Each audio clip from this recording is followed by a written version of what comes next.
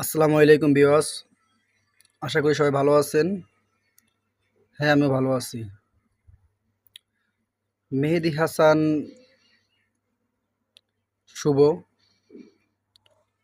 ইদানিং দেখতেছি ইউটিউবে এবং কি আপনার টিকটকে ওর একটা ভিডিও পুরো সোশ্যাল মিডিয়ায় ভালো একটা ভাইরাল হয়েছে। হ্যাঁ, এটা ভালো ভাইরাল হয়েছে, এটা ভালো। কিন্তু তার আসল কিছু কথা বা তার মুখের কিছু কথা, তার অহংকারী কিছু কথা আপনারা অথবা বুঝতে পারেন নাই আর বুঝেন নাই। ভিডিওটা আপনারা হাসির মাধ্যমে নিচ্ছেন। আশা করি ভিডিওটা দেখার পরে আপনারা অবশ্যই বুঝতে পারবেন। তো ভিডিওটা দেখেন, তারপরে কিছু কথা বলতেছি। মেহেদী শুভ ভাইয়া, আপনি কত টাকার মালিক, কতটা রিচ ম্যান বাংলাদেশে? ভাইয়া, এই মেহেদী শুভ ভাইয়া কত টাকার মালিক এটা দেখতে হলে যে বুঝতে হবে যে লাইলাপুর মতো ব্যক্তি আমার পাশে চুপ করে বসে আছে, এটাই তো আমার লেভেল। আর এই যে মেকআপ যে করছে না, এই মেকআপ গুলা কিন্তু প্রায় 2 থেকে 2.5 লাখ টাকা দিয়ে আমি গিফট করছি। ইউকে থেকে আনছি, ইউএস থেকে আনছি, আফ্রিকা থেকে আনা। সো এটাই মেহেদী শুভ ভাইয়ার লেভেল, বুঝছো? ফরেন জিনিস ছাড়া ইউজ করতে দেই না আমার পার্টনারদেরকে।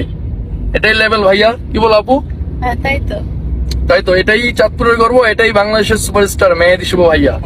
বুঝছেন, ওর যে এত টাকা এত পয়সা এগুলো কোথা থেকে আসছে?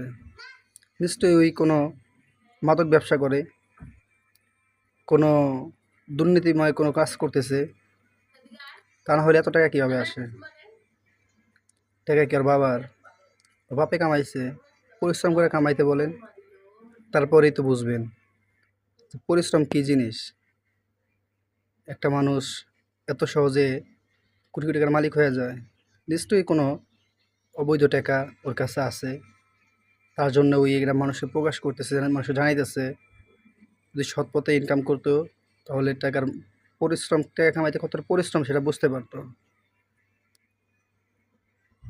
ওই দেশি কোনো মেকআপ কারো গিফট করে না, দেশি কোনো প্লাজো কারো গিফট করে না, দেশি কোনো ফল খায় না, সব বাহির থেকে আনায়, বাইরে থেকে আনায় খায়।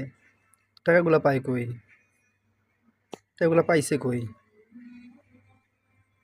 এটাকে একবার আপনারা জিজ্ঞাসা করছেন?